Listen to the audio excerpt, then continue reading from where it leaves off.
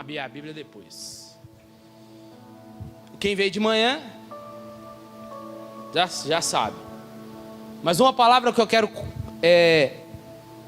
compartilhar com os irmãos nessa noite, para a igreja, é uma palavra que, quando eu terminei esse sermão, eu terminei ele tremendo, pelo fato de conhecer a Deus de forma que às vezes eu e você não conhecemos. E o assunto dessa noite não é um assunto palatável,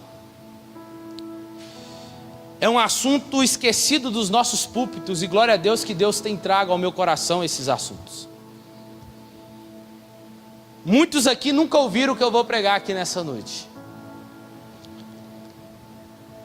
Porque esse assunto não é tão popular no meio evangélico mais.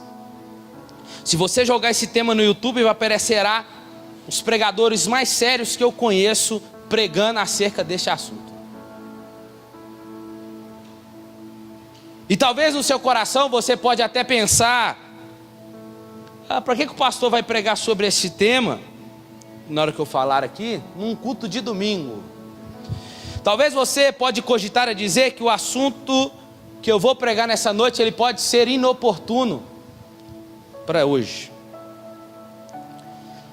Mas o que eu quero ministrar aos corações da igreja nessa noite é sobre a ira de Deus, com o tema debaixo da ira de Deus. Pode colocar o tema, por favor. Um dos sermões mais famosos do século XVIII, pregado por um homem chamado Jonathan Edwards. Pecadores na mão de um Deus irado. Estive lendo esse livro, esse sermão dele, e realmente eu não vou chegar nem perto do que nós vamos pregar aqui nessa noite com o que ele pregou naquela noite em 1547. Esse sermão de Jonathan Edwards ele estava pregando, e nesse tempo estava acontecendo um avivamento na cidade. E diz alguns testemunhos dos homens ministros que estavam ali juntamente com ele. Diz que as pessoas lá dentro gritavam, se agonizando, gritando, dizendo: eu estou indo para o inferno. Descrentes, gritando: o que farei eu sem Cristo? Os homens se asseguravam nas pilastras e diziam, ou melhor, se segurando nas cadeiras também, dizendo que o chão estava aberto diante deles e o fogo do inferno queimava debaixo dos seus pés. E os testemunhos da época dizem que muitas pessoas foram transformadas naquele dia. Mesmo que pecadores na mão de um Deus irado pareça duro, ela é uma declaração vivida da punição que espera os que não creem, da punição do que espera os ímpios, dos homens sem Deus e dos homens que abandonaram a Jesus, ou os que rejeitaram ou nunca tiveram a fé. E com certeza estes homens estarão nas mãos de um Deus irado. Mas talvez você pode começar a dizer aí no seu lugar: esse Deus, Edgar, não é um Deus a qual eu creio, um Deus que se ira. Não, eu sei que ele já se irou no passado, mas hoje não. Hoje não. Hoje esse Deus é um Deus cheio de amor e cheio de misericórdia. O problema de Deus, é que Deus não é quem eu e você pensamos. Ele não se conforma com a nossa opinião ou o nosso desejo. Ele é quem ele é e pronto. E é de suma importância que eu e você venhamos entender que ele, sendo Deus, santo, justo, perfeito, ele não pode ele não pode reagir ao vermos ao deleite, ou melhor, ao vermos um deleite na terra, do bem com o mal, de boa, é a verdade no mesmo lugar que a mentira, a justiça no mesmo lugar que a injustiça, não, ou a virtude juntamente com o vício, a santidade no mesmo lugar que a promiscuidade. Não, a própria perfeição de Deus exige que Deus reaja fortemente contra o mal. E essa reação é uma reação santa. Essa reação de Deus é a sua santa repulsa ao mal. É o desprazer contra o pecado. É o que a Bíblia chama de a ira de Deus. Não é uma ira como a minha e como a sua, quando eu e você ficamos uma ira que é descontrolada. Não é a ira dele não é uma ira invada de pecado. Não, a ira de Deus é a santa repulsa do que ele sente, daquilo que é mal. A ira de Deus é a sua reação, é a sua resposta ao pecado. É feroz, mas não é caprichosa. As consequências da ira desse Deus são pesadas, mas a sua ira, ela é sempre justa, é uma expressão de retidão do seu caráter. A ira é a indignação do Senhor, e essa ira essa ira não é arbitrária, ela é motivada pela sua justiça. Salmo 7:11 diz assim: Deus é o justo juiz, ele se ira todos os dias.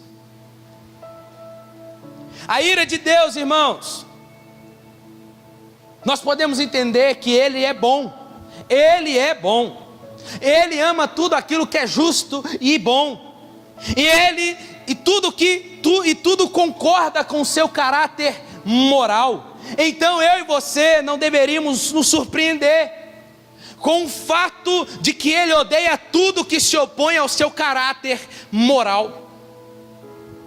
Por isso, a ira de Deus, ela está dirigida contra o pecado, está ligada intimamente à sua santidade e à sua justiça. Amém? A ira de Deus pode ser definida bem rápido aqui. Deus odeia intensamente o pecado, todo o pecado. Mas eu quero desmistificar uma coisa aqui que eu e você usamos todos os dias para justificar às vezes nossos pecados e para dar justificação ao outro que pecou. Como a frase que diz assim: Deus odeia o pecado, mas ama o pecador. Mentira. Isso não é bíblico. Quer beber uma água aqui? Nós achamos que ela é bíblica para justificar as nossas atitudes errôneas e a do outro. Mas aonde que está na Bíblia essa afirmação? Ela foi criada a partir de textos. Porque, irmãos, a visão que predomina no século 21, não só hoje, vocês vão entender que não é algo predominado só hoje, mas que de fato está no nosso meio hoje, é que de Deus, você e eu somos o centro. E esse Deus é um Deus que ama a todos, quer o bem de todos, um Deus que no final vai dar tudo certo, seja a vida que eu vou levar, vai dar tudo certo para mim no final. Isso é chamado de uma linha chamada universalismo. É que todos vão se salvar no final, seja como ele ou ela estiver. Vai crendo. A visão de um Deus hoje é só um Deus de amor puro, e que esse amor se estende a toda criatura, e que Deus seria incapaz de sentir ou ter sentimentos de ódio contra o homem, ao ser humano, seja qual ele for, seja o mais obediente ou desobediente que ele for. Deus é amor, sim, de fato é um atributo dele, está na Bíblia, ele é amor. Mas a mesma Bíblia não só diz que ele é amor, A mesma Bíblia diz que Ele é justo, santo, verdadeiro e fogo consumidor, e que trará juízo a toda a obra. Deus odeia o pecado e odeia o pecador também.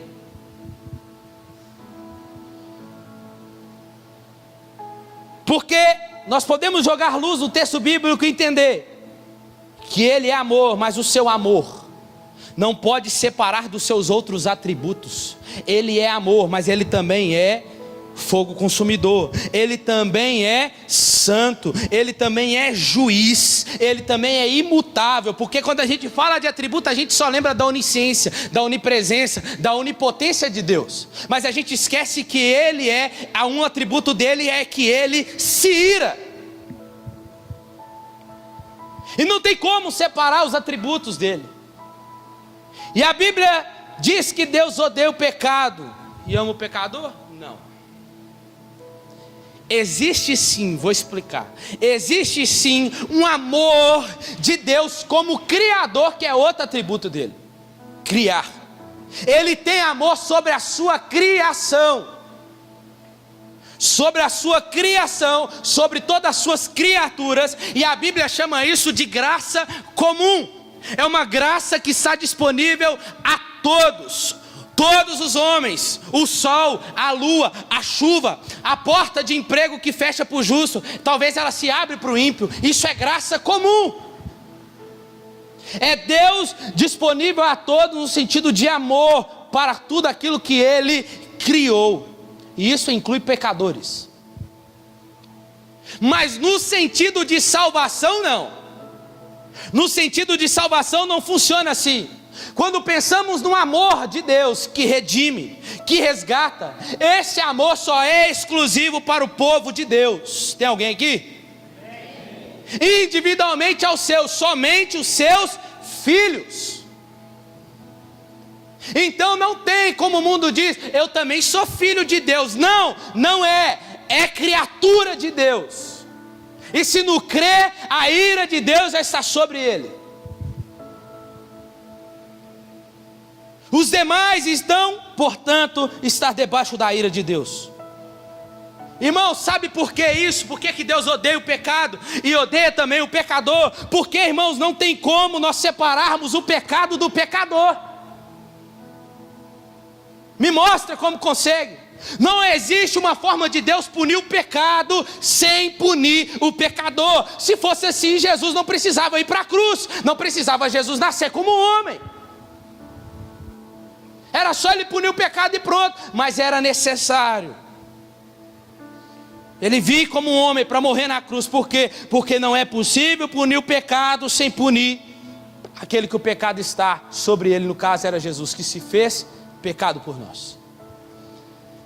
Então é importante que saibamos que quando a Bíblia diz que devemos amar as pessoas, é porque nós anseiamos ver elas salvas, porque senão a ira de Deus já está sobre ela. Até que Cristo venha. Até que Cristo venha, é possível que as pessoas sejam transformadas e não sofram a ira de Deus quando Deus vier. Nós cremos. Mas é bom que você entenda, a Bíblia usa a linguagem de ira. E essa ira, ela não vai acontecer. Essa ira está no tempo presente. Essa ira está naqueles que a abandonaram, rejeitaram ou rejeitam a Cristo. Efésios capítulo 2, versículo 13, 14 em diante, vai dizer sim, que antes de conhecermos a Cristo, por natureza não éramos filhos da ira. Até o dia que Deus resgatou eu e você. Sem Deus, nós somos inimigo dele. Paulo vai dizer aos Romanos no capítulo 9, Malaquias capítulo 1 também. Vai dizer assim que Deus, ele rejeitou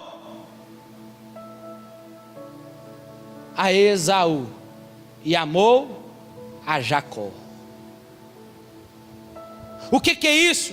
É que Deus ficou aborrecido, rejeitou os atos pecaminosos de Esaú. E a gente consegue ver algumas coisas aqui. E eu vou fazer um desenho com vocês aqui do antigo, passando do antigo para o novo, do novo até o dia de hoje. A ira de Deus no Antigo Testamento. Quando nós olhamos para o Antigo Testamento, quando nós vamos ler, quando fazemos um sermão, nos deparamos com um Deus que a princípio parece diferente do Deus do Novo Testamento. Nós todos dizem isso.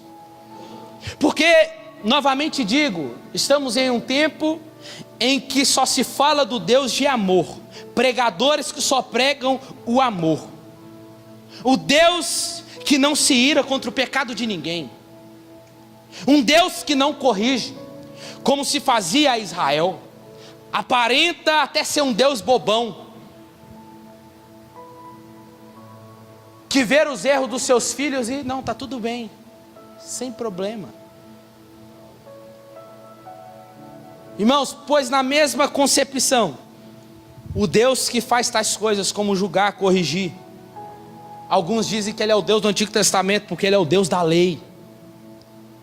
Isso não vem de agora, isso vem desde o século II. Isso era ensinado lá, que o Deus do Antigo Testamento é um Deus, é um, e o Deus do Novo é outro.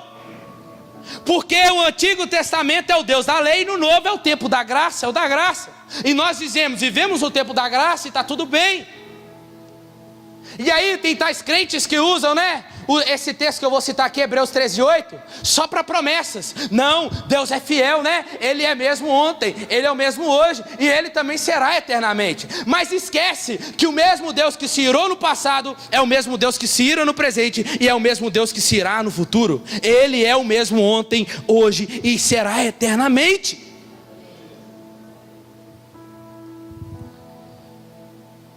A ira de Deus é um atributo, mas é um atributo rejeitado hoje. E quando se fala de atributo, pensamos somente na onipotência, como eu disse aqui, na onipresença, na imutabilidade, mas esquecemos da sua ira, que é a sua justiça. Rejeitamos esse atributo. Deus é um Deus que se ira e nós não podemos esquecer disso. Deus, quando se ira, Ele não quer saber o que eu e você pensamos ou deixamos de pensar. Não. Ou Ele não quer saber a nossa opinião, dizendo, Deus, por que você está fazendo isso? Não, Ele não quer, Ele não está nem aí. Porque a ira dele é justa. Não está acontecendo por acaso. Em Lamentações capítulo 2 vai registrar lá a ira de Deus vindo sobre Israel. Registrada por Jeremias. Lá só no capítulo 2 vai dizer por cerca de 8 vezes. E no livro de Lamentações, que só são 3 capítulos, a ira de Deus vai estar falando lá cerca de 12 vezes. Irmãos, o que eu quero que você entenda, seja Paulo, seja quem foi que escreveu, seja quem falou, irmão, é para você entender que Deus não está preocupado em deixar o nosso coração quentinho. Deus está interessado em que você e eu conheçamos quem Ele é. Para quê? Para que não brincamos mais com Ele. É para que eu e você vivamos em conformidade com a vontade dEle. Seja Ele no Antigo, seja Ele no Novo Testamento. O Deus é o mesmo, Ele é um Deus que se ira contra o pecado. Isaías e Jeremias vão falar que a ira de Deus é maravilhosa. Eles dizem assim que a ira de Deus é tão maravilhosa que ela é terrível. Ela é tão terrível que ela é maravilhosa. Aquilo que um dia Israel viu Deus fazendo às nações, como nós cantamos aqui, usando a Babilônia como um chicote na mão dele para punir a Israel, se irando contra o seu povo, para que Israel reconhecesse ele lá na Babilônia, entendendo que lá não era o lugar dele. Eles começam a chorar, e depois de 70 anos, Deus usa o inimigo, o imperador Ciro da época, para libertar eles. Israel via sempre isso, mas Israel não sabia que essa ira se voltou a eles agora. E Lamentações 1,15 diz que Deus iria pisar, como se pisa no lagar. de uva. Só que ali seria conhecido como o lagar da ira de Deus, e agora não seria vinho, mas seria sangue. A ira de Deus, irmãos, ela é terrível, ela é inevitável, e ninguém pode fugir da sua ira. Não é assim que dizemos: se Deus é por nós, quem será contra nós? Mas a pergunta é: e se Deus for contra nós, quem será por nós? Não será nem Chapolin Colorado ou Batman que aparece quando chama. Será que vai ser a sua casa, o templo, o seu carro, o seu time de futebol, o seu emprego, o seu político preferido, a sua posição social, profissional, o seu cargo na igreja, os seus pais? Ninguém poderá impedir a ira de Deus. Tudo isso acima que eu citei é inútil para aplacar a ira de Deus. Mas a ira de Deus no Antigo Testamento aparece em palavras sinônimas. Aparece cerca de 50 vezes no Antigo Testamento. Nós podemos citar algumas aqui. A ira de Deus que começa aqui na terra, no jardim do Éden. O homem peca, Deus vem contra eles. Deus pune o pecado, mas pune também o pecador. Está lá. É o primeiro ato de Deus contra o pecado na terra, porque o primeiro foi com Lúcifer. Irmão, seja qual for qualquer ato de desobediência contra Deus, resultará na sua ira. Todo pecado é um crime hediondo contra Deus. É um crime horrível, violento, repulsivo, bárbaro, que traz um odor horrível às narinas de Deus. É uma violência extrema e repugnante diante de Deus. É o que Adão e Eva fez. Por que não dizer de Gênesis capítulo 6 do dilúvio? Deus olha para a terra e não acha, só encontrou um justo, Noé. Deus decide então punir só o pecado? Não, Deus decide punir também o pecador. Noé, será só você e sua casa construa a arca. Vai morrer todo mundo. E morreu todos. Por causa da desobediência. Chegou, diz Deus lá em capítulo 6 de Gênesis, chegou às minhas narinas. Por que não dizer de Gênesis capítulo 19, que vai falar da destruição de Sodoma e Gomorra? Abraão entra para lá para salvar o seu sobrinho Ló. Eles são escondidos pelos anjos. Depois Deus fala para Abraão: sai daí, Abraão, porque eu vou destruir essa terra. Por causa do pecado que ali estava. E o pecado que ali estava era pecado de lesbianismo, homossexualismo. Estava subindo as narinas de Deus. Deus disse para Abraão: sai, mas não olha para trás. E a gente lembra da história que a mulher de Ló, ela olha para trás e vira uma estátua de sal. Assim como hoje as coisas não mudaram, a ira de Deus só está se acumulando na sua taça.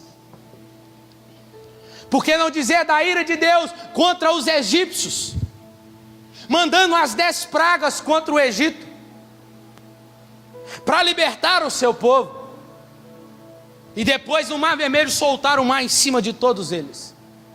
É a ira de Deus. Por que não falar de Nadab e Abiú, Levítico capítulo 10? Que foram oferecer fogo estranho diante de Deus.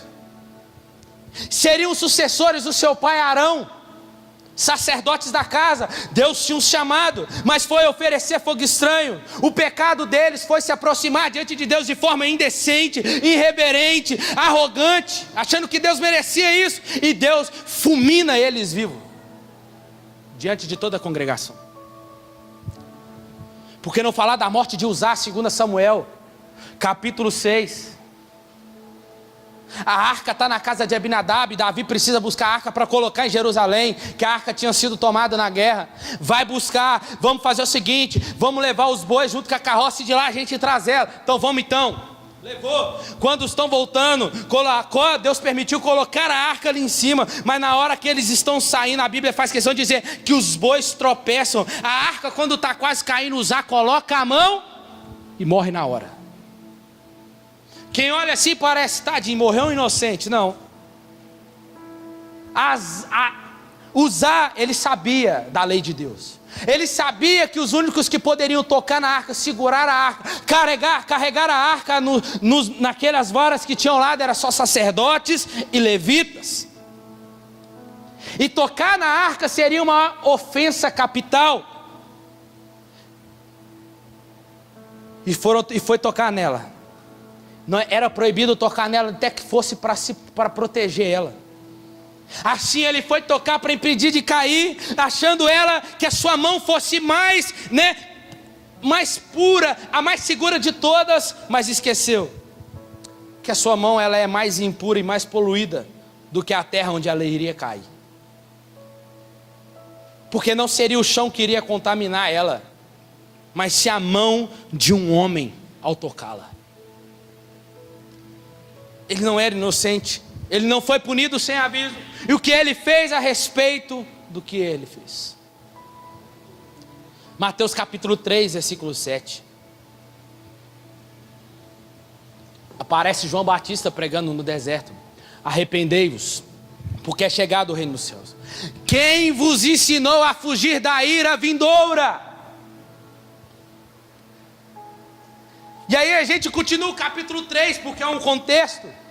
Aí entramos no capítulo 3, versículo 16, um texto que nós conhecemos: porque Deus amou o mundo de tal maneira, que deu seu Filho unigênito, para que todo aquele que nele crê não pereça, mas tenha a vida eterna. E aí a gente acha, essa geração de hoje, acha que é só isso. Só que a gente tem que se voltar para o versículo 18, que diz assim: quem nele crê não é condenado, mas o que não crê já está condenado, porque não crê no Filho unigênito, Filho de Deus. Dá para continuar? Dá, porque não terminou o capítulo 3, versículo 36. Por isso quem crê no Filho tem a vida eterna. Quem se mantém rebelde contra o Filho não verá a vida, mas sobre ele já permanece a ira de Deus. Eu e você precisamos entender que essa ira que está vindo no Antigo Testamento, ela está apontando para alguém, aonde essa ira seria aplacada.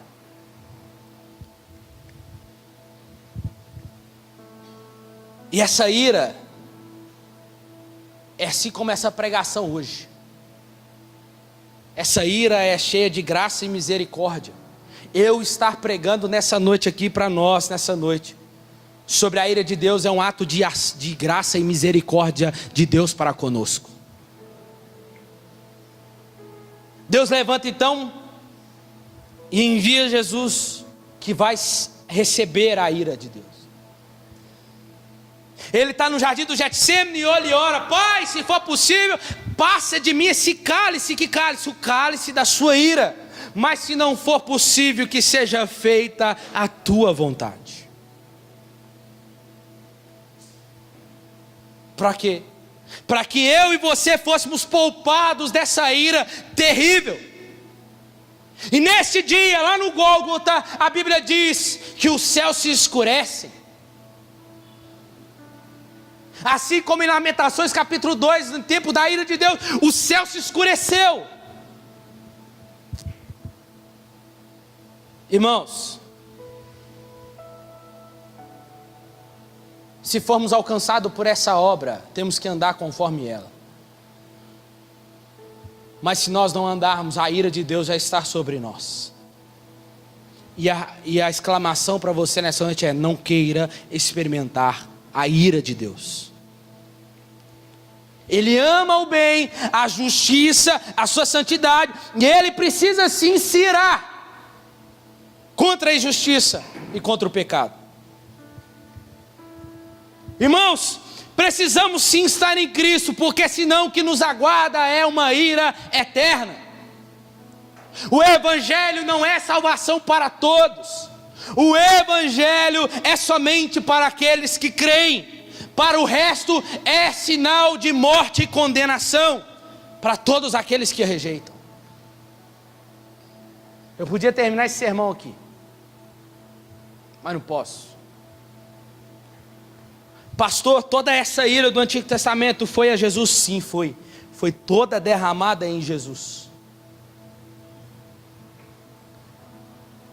Foi quando separado ele estava diante do Pai. Glória a Deus então, né? Que bênção, que notícia maravilhosa, porque senão nem aqui nós estaríamos. Mas Deus só irou lá somente? Não. Salmo 7:11. Deus se ira todos os dias. Versículo 12. E se alguém não se converter, Deus afiará a sua espada, já armou e deixou pronto o seu arco. Deus continua se irando no Novo Testamento. Atos capítulo 5, versículo 11. Pedro diz para 2 servos lá, Ananias e Safira: deixa eu falar para vocês uma coisa, vocês não mentiram somente a mim, vocês mentiram também a Deus. Por isso, morreu. A ira de Deus então ainda está acontecendo?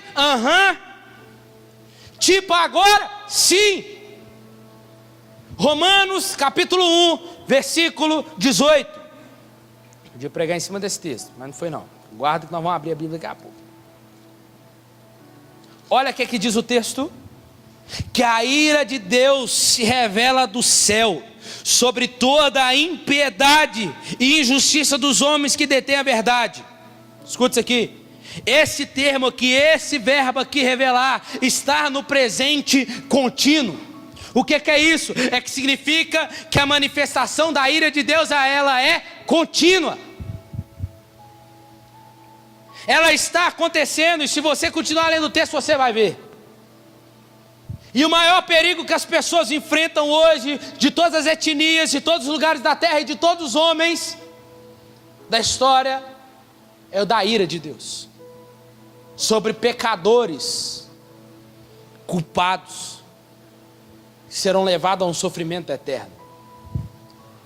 Irmãos, pobreza, fome, guerra, crimes, mudanças climáticas, vícios, falta de moradia, ignorância, tráfico sexual que nós vemos acontecendo hoje aí. Tudo isso é um grande sofrimento ao redor do mundo, mas isso é pequeno em comparação de estar debaixo da ira de Deus. Tudo isso é trágico. Eles podem até ser temporários, podem levar uma vida, mas a ira de Deus dura eternamente. Você precisa sair daqui hoje entendendo isso, que isso é uma verdade. Nós cristãos nos preocupamos com todo tipo de sofrimento, irmãos. Sentimos, agimos a todo tipo de sofrimento, mas não podemos esquecer do sofrimento eterno que existe. A ira de Deus, ela é terrível. Romanos capítulo 2, versículo 6. Que retribuirá a cada um segundo as suas obras, a vida eterna aos que perseverando em fazer o bem, procuram glória, honra, incorruptibilidade, mas a ira e a indignação serão para os egoístas, serão para aqueles que desobedecem à verdade e obedecem à injustiça. Ela se revela do céu. Podemos dizer e afirmar que o Brasil está em um colapso moral.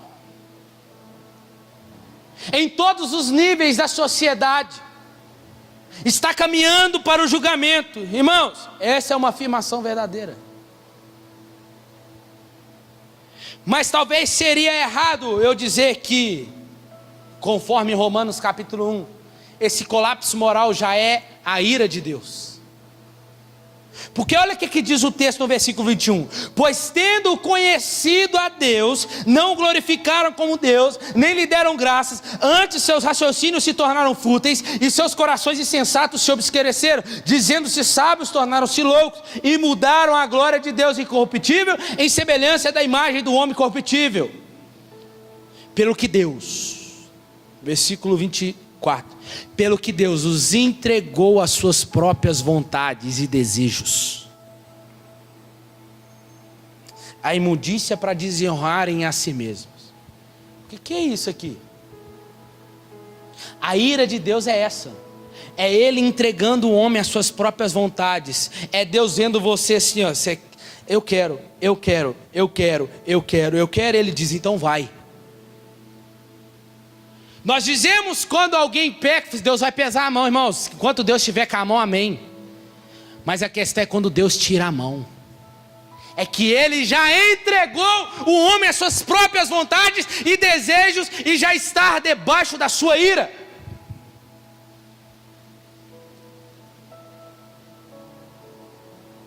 A ira é devida ao nosso pecado. Romanos capítulo 3, versículo 23. Todos pecaram e estão separados de Deus. Romanos 3, 9. Temos nós alguma vantagem por sermos justos? Não, de forma nenhuma, pois já temos demonstrado que todos, tanto judeus como gregos, todos estão debaixo do pecado. Romanos 3,19. Ora, sabemos que tudo que a lei diz é dito aos que vivem sob a lei, para que toda a boca se cale e todo mundo seja culpado diante de Deus. Não há um justo sequer. Escute, irmãos, ninguém pode culpar a Deus pela sua ira. Ela é totalmente justa, em razão do grave de trocar, melhor podemos dizer, a razão do quão é grave trocar a glória de Deus por uma outra glória qualquer. A ira de Deus, ela é justa. Romanos 3,15. Mas se a nossa injustiça evidencia a justiça de Deus, que diremos? Seria Deus injusto para aplicar sua ira? Não. Ele não é justo. Ele é totalmente justo. Justo é o seu caráter. A ira de Deus é prerrogativa dele e não nossa. Olha o que Paulo diz em Romanos capítulo 12, versículo 19. Meus amados, não façam justiça com as próprias mãos, mas deem lugar à ira de Deus, pois está escrito: a mim pertence a vingança. Cristãos não podem tomar a prerrogativa de Deus, tomando-se mediadores da sua ira. Não devemos matar os nossos inimigos, não podemos pronunciar palavras de condenação contra eles, porque não somos nós que temos que mostrar a ira contra eles. Isso pertence a Deus. E essa ira que se revela do céu contra os homens, é sobre estes homens que já sabem, que tem conhecimento da verdade, mas rejeita. E agora nós vamos pregar. Abre sua Bíblia aí, Hebreus capítulo 10.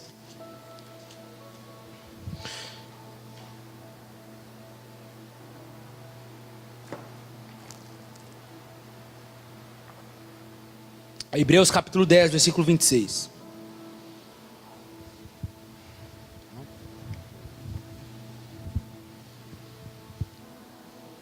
Quem encontrou?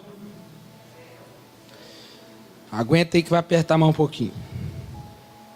Se voluntariamente continuarmos no pecado, depois de termos recebido o pleno conhecimento da verdade, já não resta mais sacrifício pelos pecados, mas uma certa expectativa horrível do juízo e ardor de fogo que há de devorar os adversários.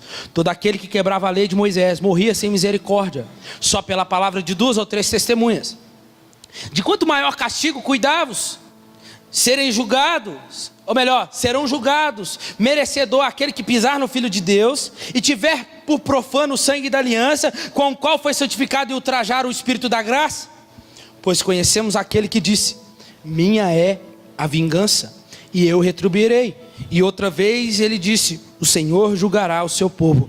Horrenda coisa é cair nas mãos de um Deus vivo. Deixa aberta aí sua Bíblia. Esse texto aqui não é um texto para descrentes, para aqueles que vêm só no culto um dia e some de novo. Não. Esse texto aqui é para os crentes. É para os crentes que são tentados a voltar à prática pecaminosa. O texto está falando desses, e o texto chama esses de apóstata. O que é apóstata? É aqueles que abandonam a fé. É o homem que abandona o Senhor. Mas Edgar, a igreja pode ser apóstata? Pode, está cheia delas aí já. Eu posso, claro que pode. O apóstata é aquele que peca de forma deliberada. Enquanto o crente é alguém que peca, mas vive em arrependimento por causa das suas falhas, com desejo de mudar por causa das suas falhas morais, aquele que não é crente é alguém que peca sem querer voltar atrás. O que marca o não crente, irmãos, é a presença dele deliberada nos erros.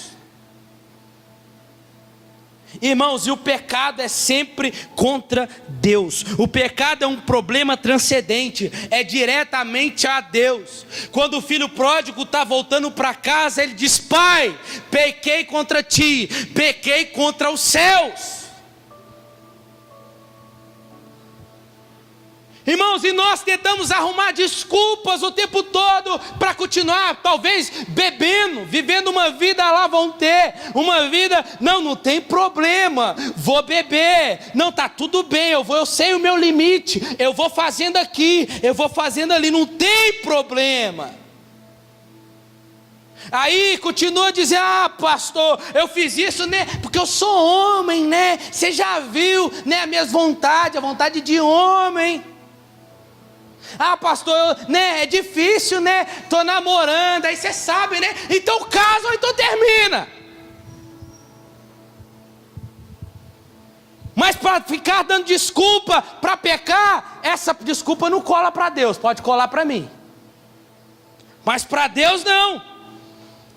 Pastor, eu fiz isso porque, né, meu pai era assim, então eu também sou assim. Irmãos, pode ser qualquer justificativa que nós queremos dar, irmãos. Escuta isso aqui, que nunca a sua justificativa será plausível para você abandonar a Jesus. Pastor, eu saí, né, porque eu estava vivendo a vida assim. Pastor, eu acabei largando a fé, porque estava difícil demais. Diante de Deus essa não cola. Nunca será plausível a sua justificativa para Deus. Sabe por que você fez isso? Porque você quis. Você abandonou a fé porque quis. Apóstata é o exercício de forma deliberada para pecar com vontade de pecar. Redundante. Os nossos desejos é contra nós, irmãos. Os nossos desejos planejam contra a nossa moral. Não é que você não consegue hoje, faz parte, hoje eu vou parar de pecar. Não, irmãos, isso é difícil, porque ainda estamos nesse mundo aqui, a influência do pecado está em todo o tempo, mas você consegue escolher ceder ou não ceder.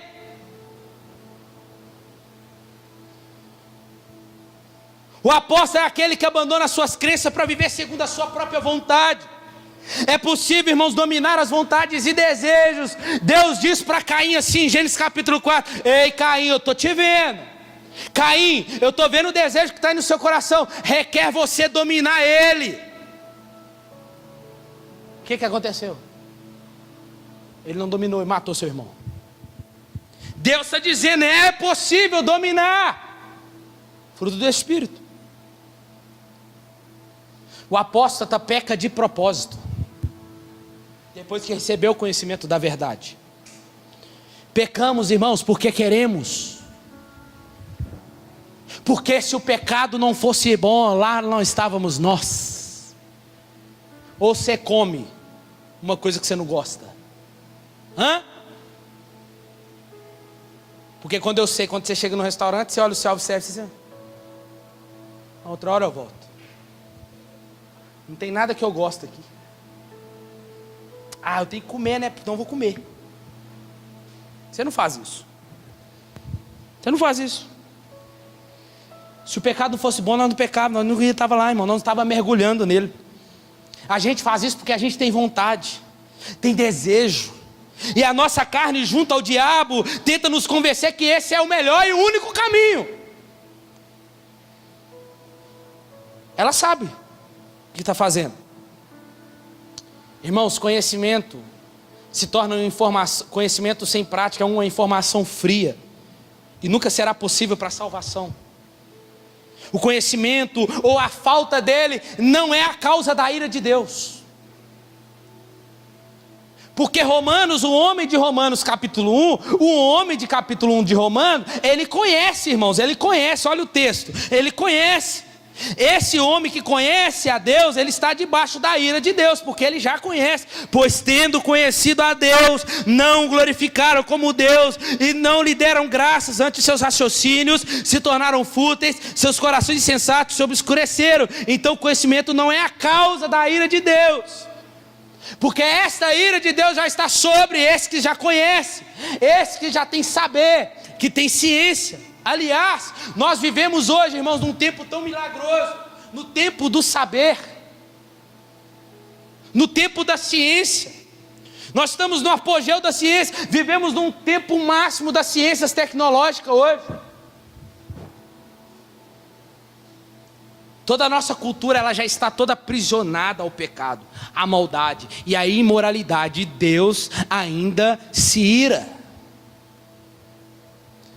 E a pergunta do texto é: qual é a expectativa desse que abandona? Desse que peca deliberadamente? Versículo 26. O texto diz que já não resta mais sacrifício. Já não resta mais sacrifício pelos pecados. Cristo já veio, nós acabamos de dizer.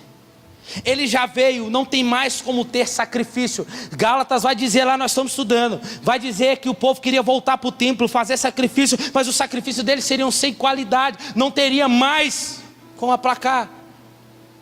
Eles queriam voltar a fazer, seria sacrifício sem utilidade. Estão rejeitando o sacrifício perfeito. E está dizendo, já não resta mais sacrifício pelos seus pecados. Versículo 27, mas há uma certa expectativa, mas sim uma certa expectativa de do terrível e horrível juízo. Expectativa de quê? Do juízo, do fogo consumidor. Todos os que abandonaram, todos que abandonam a fé, todos que vivem de forma deliberada, sem nenhum motivo plausível, nunca, esses que deixam e acham que Deus vai ser legal no final. Se estes que pensam assim, se soubessem e clamariam por uma oportunidade a mais,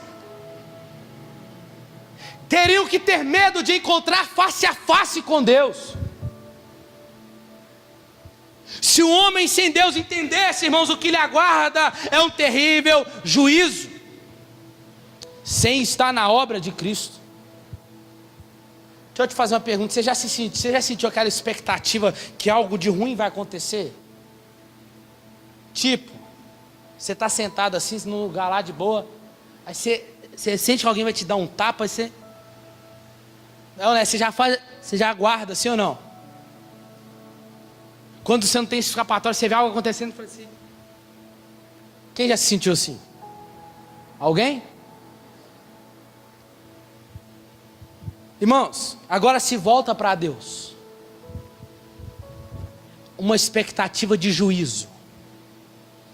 O homem sem Deus passará por juízo, será julgado. Os pecados que fazemos são contra Deus. Talvez você está aqui nessa noite e está dizendo, mas aqui eu não faço mal a ninguém. Deixa eu pensar, não faço mal a ninguém. Dou dinheiro para o pobre, dou almoço, ajudo os pobres, né? Não tem problema, sou fiel no meu trabalho, sou fiel à minha esposa, sou fiel aos meus filhos, estou lá, sempre lá. Mas aqui, deixa eu te falar uma coisa. Mas quando você peca, talvez você não faz nada disso. Mas quando você está pecando, sem ninguém ver, está pecando contra Deus. Me perdoa que eu vou falar pela palavra, eu vou usar um termo aqui. Estamos cuspindo na cara do Criador. Sabe o que nós estamos fazendo? Nós estamos dando um tapa no Cordeiro. Aí você acha que ele vai ficar quietinho, vendo a gente pecar desse jeito. Deus irá se vingar segundo as suas obras. Apocalipse capítulo 20, versículo 11, o juízo de Deus. Vi um grande trono branco e aquele que está sentado nele. A terra e o céu fugiram da presença dele e não se achou lugar para eles. Vi também os mortos, os grandes, os pequenos que estavam em pé diante do trono. Então foram abertos os livros. Ainda o outro livro, o livro da vida, foi aberto. E os mortos foram julgados segundo as suas obras, conforme o que estava escrito nos livros. Deus está preparando a sua vingança. Essa frasezinha que nós usamos e muitos usam: não, só Deus pode me julgar.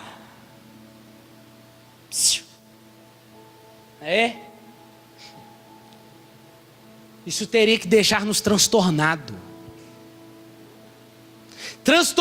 de tristeza. Nós temos que correr disso, irmãos, e não ficar dizendo: só Deus pode me julgar. Não queira isso não, meu irmão. Fuja disso. Ou talvez você está dizendo assim: Deus conhece o meu coração. Isso teria que nos deixar com medo, porque Ele está vendo aqui dentro. Ele não está olhando primeiro aqui, Ele está olhando aqui primeiro. Isso teria que nos deixar com medo dEle, com medo da sua ira, porque Ele está olhando aqui. Só Deus conhece meu coração. Então tá bom. Que ele seja encontrado puro. Irmão, se tivermos namorando a apostasia, cuidado, porque você pode sentir o calor nos seus pés. Apocalipse capítulo 6, versículo 15. Olha isso aqui: os reis da terra, os grandes, os comandantes, os ricos, os poderosos, todo escravo, todo livre, se esconderam nas cavernas e nos penhascos dos montes, e disseram aos montes rojizos: caiam sobre nós e nos escondam da face daquele que está sentado no trono da ira do Cordeiro, porque chegou o grande dia da ira deles. Quem poderá fugir? Todos vão ter que comparecer diante do justo Cordeiro. Aquele Cordeiro que foi morto, aquele Cordeiro que foi manso para o Calvário, ele vai ser agora o juiz de toda a humanidade. Esse Cordeiro agora está como leão, cheio de ira. Imagina Nero, o imperador Nero, matou cristãos no Coliseu. Imagina Domiciano, Herodes, Pilatos, César, ou talvez todos os poderosos de hoje do mundo que nós conhecemos. Eles vão estar diante do justo juiz. E sabe o que vai acontecer? Eles vão tremer. Eles não tremem agora, eles vão tremer. E quando a ira do Cordeiro for derramada sobre eles como juízo, aí sim eles vão sentir o grande desprezo que eles usavam e afligir aqueles outros que estavam sobre eles. Só que o texto de Apocalipse está dizendo que não é só os poderosos. O texto de Apocalipse está dizendo que também os escravos, os pobres. Mas pastor, eu sou bonzinho demais nessa terra, Deus vai ser legal comigo? Vai sim. O pobre, o rico, o mendigo, o que mora em palácios, se não crê na obra de Jesus Cristo, experimentará a ira de Deus. Todos estarão, seja quem for, irmão, vai estar diante do Cordeiro. Deus derramou a sua ira no passado, Deus ainda derrama no presente, mas já está preparada para o futuro. Tiago 4,4 diz assim: filhinhos, não ameis o mundo nem o que o mundo há, pois quem ama o mundo, o amor do Pai não está nele, e quem faz tais coisas constitui-se inimigos de Deus. Vivemos uma cultura onde todos dizem que são filhos de Deus, igual eu disse aqui. Não, meu irmão, não é isso. Ou aquele que não creu, ou aquele que rejeitou. Aquele que abandonou, fica lá dizendo, e vive de uma forma deliberada, dizendo que é filho de Deus. Não é, é inimigo dele. É inimigo dele. E ele virá contra. Irmãos, e naquele grande dia, não haverá um lamento de Deus por você, se você não for encontrado debaixo da ira, ou melhor, debaixo da obra de Cristo. Versículo 28. Isso que é interessante, que toda a lei, todo aquele que quebrava a lei de Moisés morria sem misericórdia. Estou terminando, só pela palavra de 2 ou 3 testemunhas. Pecado do juízo. Aqui ele vai falar da apostasia no Antigo Testamento. E o pecado de apostasia no Antigo Testamento é o pecado de idolatria, mostrando o que eles vão esperar. Os dois textos citados aqui sobre idolatria, que é o pecado maior do Antigo Testamento, e do Novo é o pecado de apostasia. Diz que aqueles que dizem crer, mas abandonam, viram as costas. No Antigo Testamento, esse texto de versículo 28 aqui é o texto de Deuteronômio capítulo 28, que o escritor está escrevendo. E o texto está dizendo que por causa de 2 ou 3 testemunhas que viu, compareceu e viu o pecado daquele, esse já é, não haverá mais misericórdia para ele. Aí vem o versículo 29. Porque de quanto maior castigo, cuidai-vos, porque será julgado merecedor. Você vai ser julgado por pisar no Filho de Deus, que profanou o sangue da aliança e ainda ultrajou o Espírito da graça. Escute isso aqui. O mesmo Deus do Antigo Testamento é o mesmo Deus da igreja, amém? Se no Antigo Testamento acontecia isso, irmãos, com aquele que rejeitava a mensagem, seguir a lei, imagina eu e você que ouvimos a mensagem da cruz todo santo dia. Cristo mesmo vai dizer para nós não temermos o corpo, irmãos, porque nós devemos temer aquele que é capaz de jogar o corpo e a alma no inferno. Mateus capítulo 10, versículo 28. Não haverá misericórdia. Uma mão, irmãos, imagina Deus, uma mão hoje está chamando com uma graça irresistível, está atraindo, e talvez muitos dizendo eu não quero, mas ele está atraindo e a outra mão dele está segurando a ira. Mas quando essas duas mãos caírem, e aí? Pode até ser hoje. Nós conhecemos mais de Deus, irmãos. A quem muito é dado, muito será cobrado. Nós conhecemos mais de Deus hoje, nós seremos cobrados. Haverá menos rigor para o povo do Antigo Testamento do que para nós, que ouvimos constantemente, se volta para as velhas práticas do pecado. Mateus 11, 22, Jesus disse assim: haverá menos rigor para Tiro e Sidom do que para vocês, haverá menos rigor para Sodoma do que para vocês. Jesus está dizendo, haverá mais açoites para aqueles que se assentam nas cadeiras de uma igreja e ainda mesmo assim escolhe voltar à velha vida. Lucas capítulo 12, versículo 43 e 48 vai dizer o texto, como é bom, talvez Jesus está dizendo lá, contando uma parábola dizendo, quem dera quando o Senhor voltar e achar o seu servo servindo assim fiel, foi dado a ele muito, será cobrado muito. Quando alguém, irmãos, abandona a fé, talvez aqui eu estou falando com alguém aqui nessa noite. Sabe que quando você abandona a fé, você está fazendo conforme o texto? Estamos pisando no Filho de Deus. Dá para você entender isso? Não sou eu que estou dizendo, é o texto que está dizendo. Seremos culpados de pisar no Filho de Deus. Ele é o Filho de Deus, então o que eu e você achamos que Ele vai fazer conosco? Que por causa de míseros momentos na carne, estamos pisoteando o Filho dele. Sabe o que é o apóstata? O apóstata é aquele que suja o que o outro limpa. O outro limpa, eu vou lá e sujo. Ele limpa, eu sujo. Versículo 30, minha é a vingança, e eu retribuirei. Esse texto aqui ele cita de Deuteronômio capítulo 32. Deus é amor? É.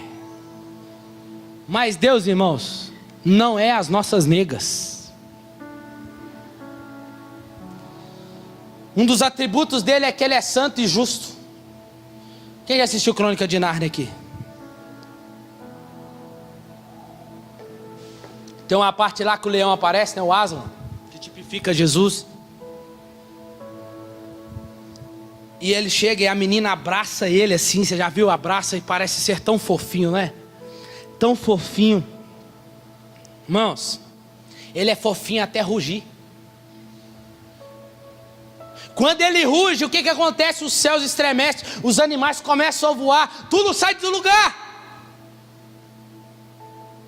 Precisamos, irmão, saber quem Ele é. Ele é um Deus gracioso, Salvador. Mas quando Ele rugir, queira, meu querido, estar do lado dEle e nunca contra Ele. Deus é vingador. Se eu e você rejeitamos a Cristo, a obra dEle, somos culpados. Culpados. E aí, se nós rejeitamos a obra de Cristo, lembra o que Jesus gritou lá no Calvário, dizendo: Deus meu, por que me desamparaste? Será o meu e o seu grito por toda a eternidade.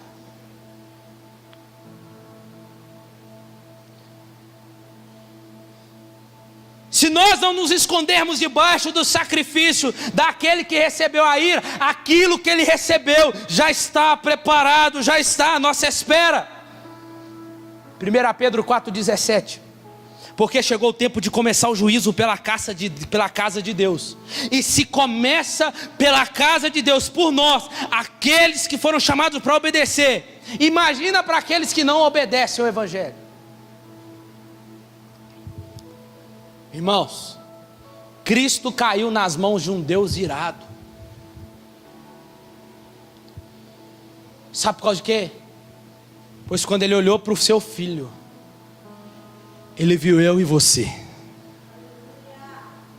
Eu vou repetir. Cristo caiu nas mãos de um Deus irado, porque quando ele foi olhar para o seu filho, ele viu eu e você, que encontrou salvação em Jesus. Ele morre, porque ele tomou da ira que era minha e era sua. Mas se nós não estivermos escondidos debaixo da ira, debaixo da obra de Cristo, que levou e recebeu essa ira, meu irmão, a flecha já está apontada no seu peito. O cálice dele ainda está cheio. Não foi derramada em Jesus se você rejeita essa obra. E a minha palavra para você é que nós teremos que beber até a última gota. Sentiremos a ira do Cordeiro. Deus é juiz, e é juiz sobre o seu povo. Não só os descrentes, mas nós crentes estaremos diante do tribunal de Deus. Irmão, que os nossos nomes sejam encontrados lá, é a nossa única esperança. Versículo 31 para a gente fechar. Horrenda coisa, ou terrível coisa é cair nas mãos de um Deus vivo. Deus não é uma ideia, Deus não é um conceito, Ele é um Deus vivo, e estaremos diante dele. Nós não podemos ver Deus agora, nós não podemos tocar nele agora, mas um dia estaremos diante dele fisicamente. Irmãos, quer um conselho? Aqui ó, queira ver ele a partir das lentes do Cordeiro. Queira ver ele a partir escondido nas obras do Cordeiro. Não chega lá achando que só porque você foi alguém, não. Pois terrível coisa é cair nas mãos de um Deus vivo. E será terrível ainda mais se nós não estarmos diante dele sem a obra de Jesus. Irmãos, sabe o que vai acontecer? Isso aqui é pesado. Mas como um leão, ele vai nos despedaçar se chegarmos lá assim. Se nós não estivermos debaixo da obra de Jesus. Mas se nós formos aquele que rejeitou a obra do Cordeiro e vivemos de forma deliberada pecando, ele vai nos despedaçar como um leão que abre a barriga da sua presa, ainda fresca, e se alimenta dela. Vai estar ainda vivo, sentindo os dentes na sua carne, enquanto o sangue está pulsando. Sentirá a ira dele. Chegará o dia que nas suas mãos agora estará o cetro, aonde ele vai quebrar os joelhos daqueles que se acharam ser alguma coisa, e colocará eles de joelhos, prostrados diante dele. Toda língua confessará e todo joelho há de dobrar. O seu arco, Salmo 7, o seu arco estará armado, irmãos. Irmão, e se o flecheiro não acertou o coração de Jesus, ele já está apontado no seu.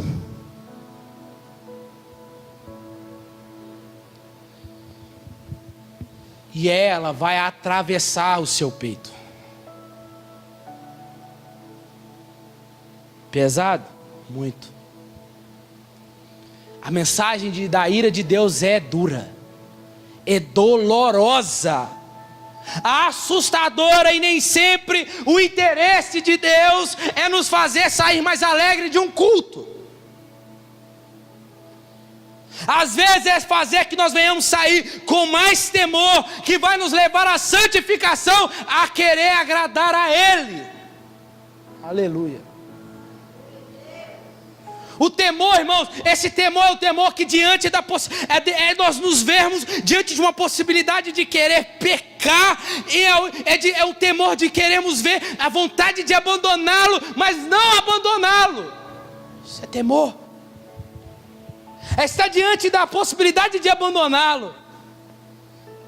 Porque, irmãos, a maior desgraça é abandonar a fé. Então meu conselho para nós essa noite é: tenha medo de viver longe dele.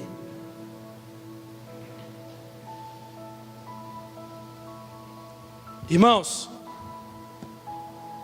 que Deus nos impeça de sair, de abandoná-lo. Não porque sentimos tentado, não, mas é entender que quanto mais olhamos para o texto sagrado, vemos como é terrível cair nas mãos de um Deus irado. Não é ter medo de Deus, é ter medo de passar uma eternidade sem Ele e ainda experimentar da ira dele. Vai com bagagem. Para o céu você vai sem levar bagagem. Porque para o inferno, onde podem experimentar a ira dele, que vai experimentar, vai levar tudo: as suas opiniões, quem você era, quem você deixou de ser, a sua falta de perdão, a falta de se humilhar, vai tudo junto.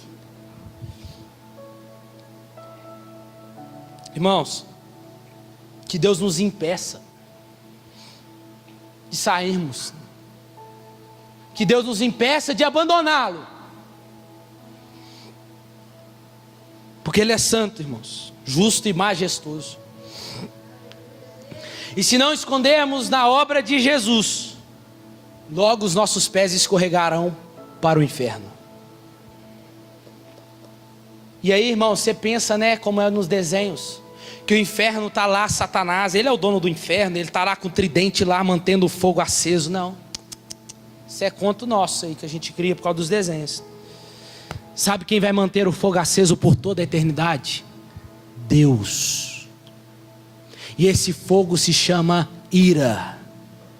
A sua ira.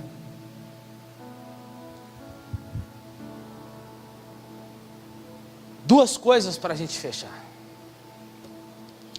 E é uma pergunta, você que está aqui nessa noite, você que está debaixo da obra de Jesus, você continua firme? Se sim, tem uma notícia para te dar.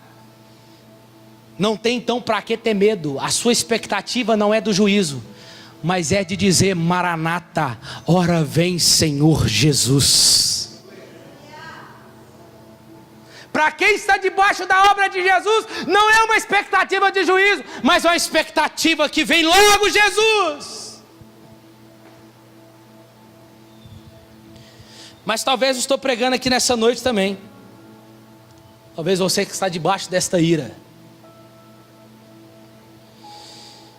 Essa mensagem é um convite para você a vir para o lado dele. Não despreze isso, meu irmão, porque as chamas já estão acesas para aqueles que rejeitam a Cristo e pecam de forma deliberada, daqueles que estão longe de Deus e da sua obra. Nosso Deus, Ele é amor, mas Ele também se ira é justiça. Fica de pé no seu lugar.